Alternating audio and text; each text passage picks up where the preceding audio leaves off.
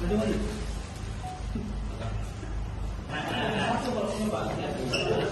dipukul.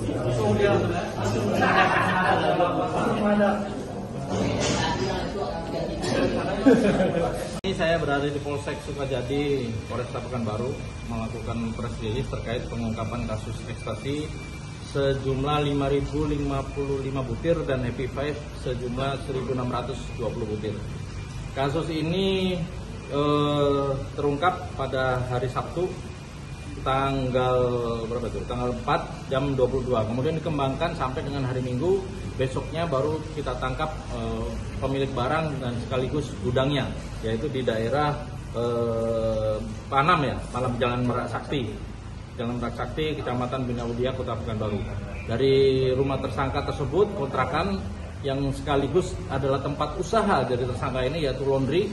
Di situ anggota petugas menemukan barang bukti sebesar 5.055 butir dan 1.620 butir ekstasi.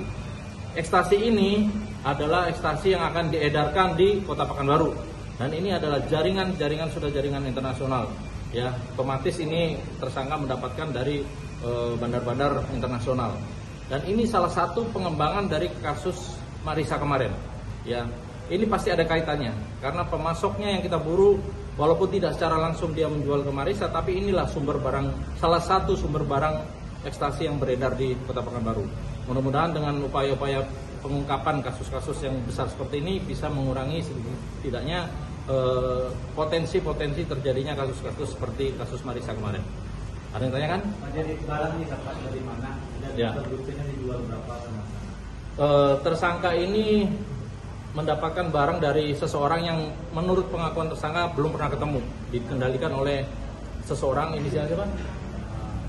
S ya, dari seseorang inisial S, tapi tersangka mengaku tidak pernah berjumpa, hanya menerima instruksi dari telepon. Dan tersangka ini mengedarkan secara langsung juga sesuai dengan petunjuk dari pengendali ini, kemudian dia sebarkan ke pembeli-pembeli yang ada di Kota Pekanbaru. Dan tentunya bukan jual per butir, ya per paket, bisa 10 butir, 100 butir dan seterusnya.